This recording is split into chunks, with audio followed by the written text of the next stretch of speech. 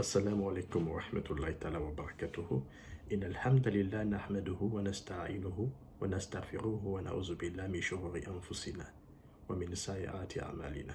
من يهده الله فلا مضل له ومن يضلل فلا هادي له وأشهد أن لا إله إلا الله وحده لا شريك له وأشهد أن محمدا عبده ورسوله. Assalamu alaikum chers frères et sœurs. Alors aujourd'hui nous allons aborder l'histoire de Ayoub, Job le patient. Et cette histoire est destinée à toute personne qui est éprouvée par la tristesse, par la maladie, par des épreuves. Chacun de nous traverse des épreuves. Certains n'en parlent pas. On les voit souriants, mais brûlent de cœur, dans le cœur, traversent des moments assez difficiles. Alors cette histoire est racontée pour vous, afin de vous donner la motivation et afin, n'est-ce pas, de vous exhorter à la patience. Alors, un jour, les créatures célestes, les anges, s'engagèrent dans une très vive discussion par rapport, n'est-ce pas, aux serviteurs de Dieu et par rapport aux hypocrites. Ainsi, divisèrent-ils les serviteurs de Dieu en deux catégories. Ceux-là qui sont sincères, pieux, et ceux-là qui sont hypocrites, mécréants. Alors l'un d'eux dit, l'un des anges dit, il n'y a pas un serviteur meilleur que Job en ce moment-là sur la terre. C'est un homme pieux, un excellent adorateur, qui en dépit des richesses que Dieu lui a accordées, il a, n'est-ce pas, des chameaux par milliers, il a des vaches par centaines, il a des bœufs qui travaillent pour lui dans le champ, il a des mages, des serviteurs, il a des enfants. Un homme riche, mais malgré cela, il adore Allah subhanahu wa ta'ala. Il est persévérant. Nuit et jour, il adore Dieu. La nuit, il se lève pour prier. Il prélève dans sa richesse une partie, c'est-à-dire le mot légal, pour aider les pauvres. Il accorde, n'est-ce pas, un abri à ceux-là qui sont affligés. Il ne refuse absolument pas d'aider les orphelins. Il aide et affranchit les esclaves. On peut continuer à citer les bonnes œuvres de Ayoub. Donc, les anges discutèrent sur Ayoub.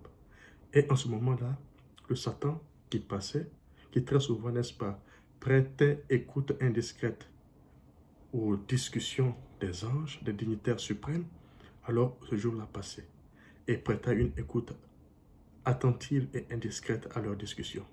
Aussitôt, il rumina de rage, car il était hors question qu'il y ait sur terre un serviteur qui adore Dieu, qui est reconnaissant envers Dieu. Lui qui a promis de tenter les êtres humains, devant, derrière, à leur gauche et à leur droite, afin de les faire échouer comme il fit échouer leur père Adam. Car c'est à cause du Satan que Adam et Hawa furent chassés du paradis. Alors, il avait un objectif, celui de faire échouer Job, Ayoub. Ainsi, dit-il au Seigneur Allah subhanahu wa ta'ala, Job t'adore parce que tout simplement tu as accordé à Job beaucoup de richesses. Et son adoration n'est pas sincère. Il t'adore parce qu'il sait que c'est toi celui qui est le détenteur de la richesse, de tout ce qu'il a, des biens de la miséricorde. Donc, il t'adore par malice, par ruse, en vue que tu augmentes sa richesse. L'adoration de Job n'est pas sincère. Son cœur n'est pas pur. Ainsi, n'est-ce pas, le Satan voulut convaincre Allah subhanahu wa ta'ala, son Seigneur, le Créateur de l'univers. Et Dieu répondit au Satan en disant, mon serviteur Job, Ayoub est un bon serviteur. Il m'adore ainsi parce qu'il est rassuré que je suis digne de ce rang. Et je donne l'occasion afin que tu saches, tu regardes combien de fois mes serviteurs qui sont bons sont patients. Alors je te permets, n'est-ce pas, de l'éprouver. Je te permets, n'est-ce pas, de rassembler ton armée, ta cohorte, n'est-ce pas, afin, n'est-ce pas, d'éprouver Job. Pour que tu saches en fin de compte que Job m'adore sincèrement. Alors, dessine-moi sa richesse. Je te donne l'autorisation. Alors, le Satan, n'est-ce pas, s'en alla vers son armée. Voilà, parce que le Satan a une armée. Et il leur dit que Dieu m'a donné la permission d'éprouver Job, ce serviteur qui est sur la terre là, et qui, dit-on, est un bon serviteur. Allons l'éprouver. C'est une très bonne nouvelle. Alors les soldats du diable et le diable à leur tête s'activèrent à éprouver Job. Et ils usèrent de leur perfidie et n'est-ce pas détruisit la richesse de Job. Ses milliers de chameaux, ses centaines de vaches, ses bœufs, tout était détruit. Son champ, sa récolte était détruit par le feu. Et quand tout était détruit, les serviteurs qu'il avait s'en allèrent, puisqu'il n'y avait plus de salaire, de revenus. Ses amis l'avaient abandonné. Tout le monde l'avait abandonné. Tout le monde qui était, n'est-ce pas, près de lui, même ceux à qui il a fait du bien, l'avaient abandonné. Il était resté seul. Et le Satan, n'est-ce pas, prit l'apparence d'un vieillard assermenté, expérimenté, qui lui dit, « Mais Job, regarde ce qui se passe. Toi qui étais un bon, généreux, tu aidais les gens, tout le monde t'a abandonné. Regarde, Dieu t'a même abandonné en dépit de ta richesse que tu avais, tu l'adorais. Et regarde-toi aujourd'hui. » Et Job répondit, n'est-ce pas, au vieillard, qui était effectivement le Satan. Il dit, Dieu m'a donné et Dieu m'a repris. Dieu m'a donné cette richesse, il me l'a confiée, il m'a confié ce dépôt, n'est-ce pas, pendant une longue durée, et il a décidé de me la retirer. C'est Dieu qui donne et c'est Dieu qui retire. Il dit, oh mon Seigneur, louange à toi. Louange à toi qui m'as donné cette richesse. Louange à toi quand tu es satisfait de moi, et louange à toi quand tu es mécontent de moi. Donc il a remercié le Seigneur pour son bien fait à son égard, malgré l'épreuve. Et le diable était déconcerté. Le diable était étonné, il ruminait sa rage. Il retourna vers le Seigneur et lui dit, effectivement, ton serviteur Job, je l'ai trouvé d'une grande patience. Mais j'ai compris finalement que Job est si patient, il est reconnaissant, il rend le bien par le bien, parce qu'il a des enfants. Et il sait qu'avec ses enfants, il pourra, n'est-ce pas, rapidement recouvrer sa richesse, sa récolte, son bétail, ainsi de suite. Donc, ce n'est pas étonnant. Il est très malin, il est très rusé. Alors le Seigneur lui dit, je vais te prouver encore que ce n'est pas le cas. Tu te trompes. Mon serviteur Job est un véritable serviteur.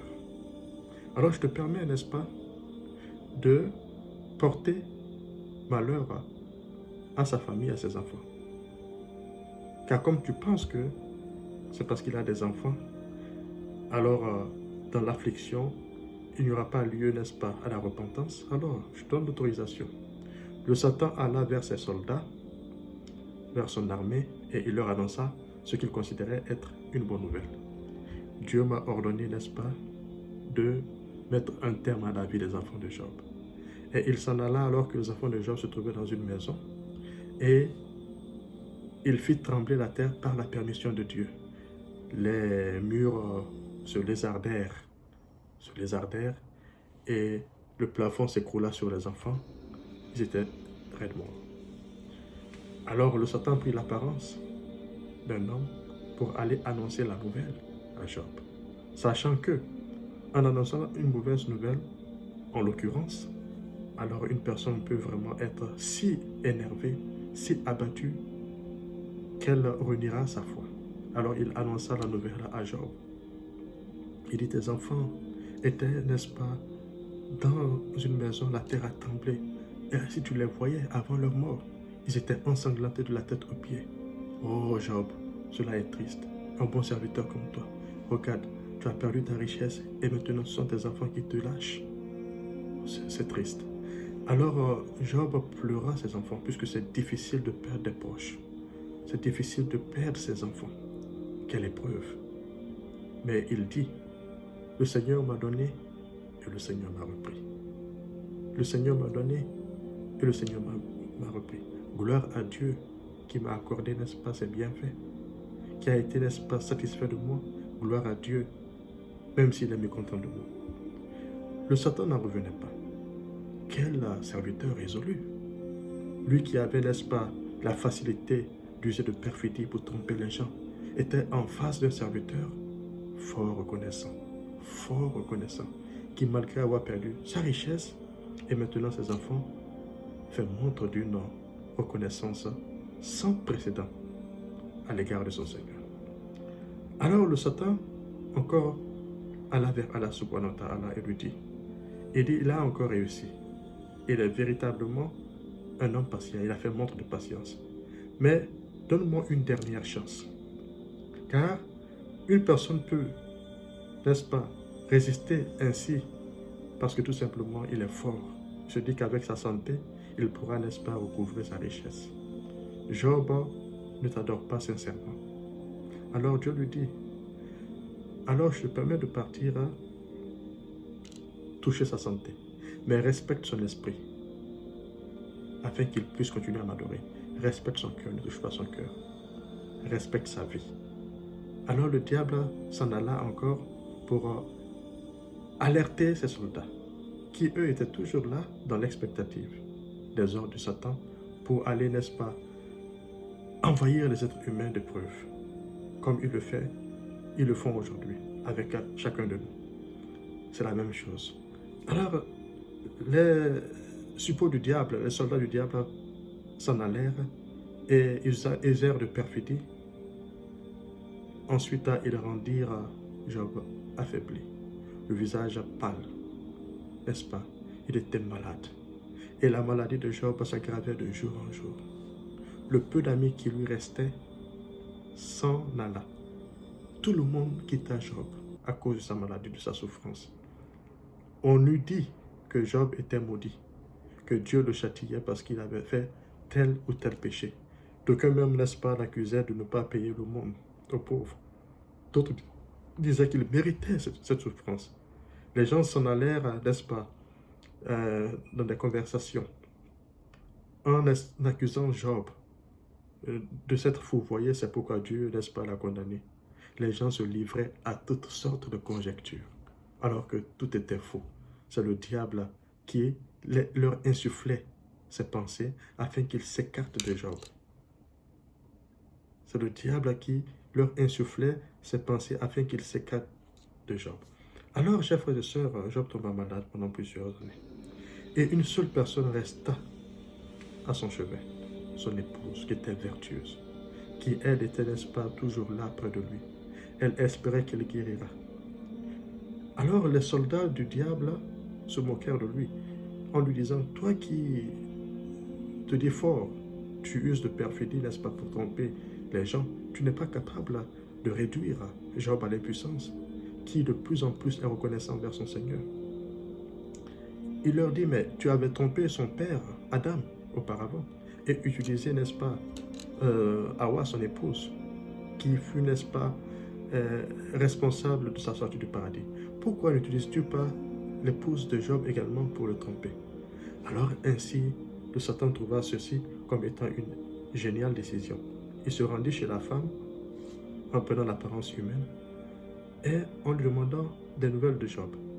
Elle était très attristée, très affligée en lui disant, et elle lui répondit, mon mari Job est malade il y a plusieurs années. Il souffre énormément. Son visage est pâle. Il a une fièvre forte. Vraiment, j'espère qu'il va guérir, qu'il va recouvrer sa santé. Et l'homme reprit de manière rusée et malicieuse. Cet homme était le Shaitan, au fait, en lui disant, oh, ça fait pitié, c'est pathétique. Et pourtant, Job était à l'époque un jeune homme fort. Il a fait tant de bien pour les gens, pour les pauvres. Voilà, pour les esclaves, il a affranchi tellement d'esclaves. C'est dommage que cet homme qui était aussi riche comme Job soit dans cette situation difficile. Et on dit qu'il était vertueux. Mais pourquoi son Seigneur le laisse dans une telle situation? Donc le diable venait avec des paroles positives. Mais c'était en fait le diable.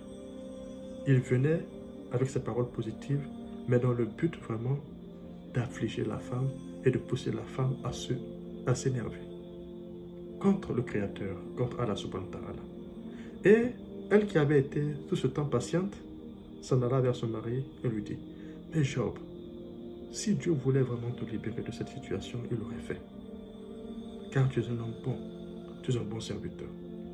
Pourquoi n'implores-tu pas Dieu afin qu'il te libère de cette situation? On a perdu nos enfants. On a perdu notre richesse. Tu as perdu ta santé. Jusqu'à quand cette souffrance va s'arrêter? Et c'est là que le diable regarde son épouse en lui disant, donc c'est le Satan qui t'inspire ainsi. C'est certainement lui qui t'insuffle ce genre de pensée. Combien de temps avons-nous fait dans l'abondance? Je te pose la question. Combien de temps alors avons-nous vécu dans la richesse? Elle lui dit 50 ans. Il dit ok. Combien de temps ai-je souffert de la maladie? Elle dit 18 ans. Et Job répondit à sa femme, tant que je ne vais pas souffrir, tant qu'on ne va pas souffrir, le nombre d'années qu'on a, n'est-ce pas, vécu dans l'abondance, je ne vais pas implorer le Seigneur. C'est ainsi que Job resta sur sa position. Il se fâcha contre son épouse, dit-on, et il l'éloigna de lui, puisqu'il était énervé. Pour lui, son épouse prêtait écoute au diable. Dans d'autres récits, il a dit que voilà, le diable est apparu une seconde fois encore sur l'apparence humaine. Alors, chers frères et sœurs, c'est ainsi que Job resta. Et son épouse n'avait absolument pas de travail. Parce qu'avec la maladie, on ne voulait plus l'embaucher. Alors, qu'est-ce qu'elle fit finalement? Elle n'avait pas de source de revenus. Il paraît qu'elle a vendu une partie de ses cheveux. Parce qu'elle avait couvert ses cheveux pour ne pas que son époux Job sache que elle avait enlevé une partie. Elle enleva une partie qu'elle vendit afin d'avoir un peu d'argent pour nourrir son mari. Et une seconde fois, elle enleva la seconde moitié. Et lorsque Job a reçu d'elle la nourriture, il lui demande, mais d'où te vient cette nourriture? Tant que tu ne me donnes pas la provenance de la nourriture, je ne vais pas manger. C'est ainsi que l'épouse lui dit, elle a enlevé l'écharpe qui est sur sa tête. Et Job a vu qu'elle n'avait pas de cheveux. Aussitôt, il eut pitié d'elle et fit la prière que voici. Ô mon Seigneur, le mal m'a touché, le Satan m'a affligé, mais tu es le plus miséricordieux des miséricordieux. Il ne s'est pas plaint à un être humain, mais s'est plaint à son Seigneur, son Créateur. Comme Jacob s'est plaint à Allah subhanahu wa ta'ala en disant à ses fils, je ne me plains qu'à Allah de mon déchirement. Donc les hommes vertueux se plaignent à Allah subhanahu wa ta'ala. C'est ainsi que Allah lui dit, ô Job, tape le sol. De l'eau va jaillir avec laquelle tu vas boire et tu vas te laver. Ainsi, il but l'eau et il s'en lava avec une partie de cette eau. Ses plaies, son corps redevint robuste, fort. Job recouvra sa santé, lui qui était malade pendant 18 ans. Et Allah subhanahu wa ta'ala accorda encore à Job sa richesse plus tard et encore ses enfants. On dit que Allah ressuscita ses enfants qui étaient morts et donna encore le même nombre à Job. D'autres récits disent qu'il eut 2 fois le nombre de ses enfants qu'il avait avant. Alors, chers frères et sœurs, c'est ça l'histoire de Job, le patient. Quelle leçon de morale on peut tirer de cette histoire? C'est de savoir, chers frères et sœurs, que Allah subhanahu wa ta'ala éprouve les êtres humains. Que vous soyez aujourd'hui malade, terrassé par la maladie, on vous a dit à l'hôpital que votre maladie est incurable, il s'agit d'un cancer, il s'agit du diabète, il s'agit de n'importe quelle maladie que vous avez aujourd'hui, sachez que Allah subhanahu wa ta'ala peut permettre au diable de vous éprouver par la maladie afin de tester votre foi. De cette même manière, si vous êtes des hommes pieux, vertueux, vous pouvez faire l'objet de discussions au ciel. Les anges peuvent discuter de vous, sur vous. De la même manière qu'on discute sur terre les uns avec les autres, les anges également s'engagent à des discussions dans le monde céleste sur les bons serviteurs et sur les mauvais. Donc, vous pouvez être éprouvé par Allah subhanahu wa ta'ala. Il peut donner la permission au diable de vous éprouver afin de prouver que vous êtes un véritable serviteur. Donc, chers frères et sœurs, ne soyez pas affligés. Quelque nature soit, quelle que soit la nature de votre épreuve, je veux dire, quelle que soit la nature, car on ne peut pas ici citer la liste des épreuves que chacun de nous traverse, n'est-ce pas? c'est innombrable. Il y a des gens qui ont perdu des proches. Il y en a qui ont perdu leur mère, leur père, leurs enfants. Il y en a qui sont là dans une situation où ils n'ont pas d'emploi.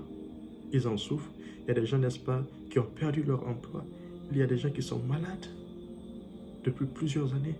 Sachez que, chers frères et sœurs, ce n'est pas que Dieu vous a oublié, mais Dieu vous éprouve. Et plus vous persévérez dans la foi, plus vous persévérez dans la persévérance, dans la patience, vous êtes, n'est-ce pas, aux yeux d'Allah subhanahu wa ta'ala, un excellent serviteur comme Job. Car à la fin de l'épreuve de Job, Dieu a dit, quel bon serviteur, il était toujours patient. Donc, chers frères et sœurs, persévérons dans l'épreuve. Persévérons. On ne dit pas qu'il faille, n'est-ce pas, se souhaiter l'épreuve. Mais quand elle arrive par un décret d'Allah, puisque c'est toujours à l'issue d'un décret divin qu'on est éprouvé, alors patientons. Faisons montre de patience. Faisons montre de belle patience. Et qu'est-ce qui définit la belle patience? C'est de confier son sort à Dieu. C'est de se plaindre à Allah subhanahu wa ta'ala et pas aux hommes. C'est de se plaindre à Dieu, de prier à Allah subhanahu wa ta'ala de nous faire sortir de l'épreuve, d'être reconnaissant dans nos paroles et dans nos actes. L'épreuve, c'est pour un temps. Allah nous éprouve dans un intervalle de temps. Alors, ce test-là, on lui a assigné une durée déterminée. Tâchez de réussir cette épreuve. De la même manière que nous sommes éprouvés à l'école, c'est de cette même manière que Dieu nous éprouve dans un intervalle de temps. Et celui qui réussit cette épreuve, Allah élève son statut dans cette vie ici-bas et dans la vie future. Dieu nous raconte l'histoire de Job le patient afin, n'est-ce pas, de définir toutes sortes d'épreuves, la signification des épreuves et comment se fait-il comment une personne parvient à atteindre un haut statut lorsque la personne patiente, n'est-ce pas, dans l'épreuve. Ça, c'est le but de l'épreuve. Donc, l'histoire de Job le patient est une exhortation à notre adresse. Alors, on se dit à la prochaine. Assalamu alaikum wa rahmatullahi wa barakatuh.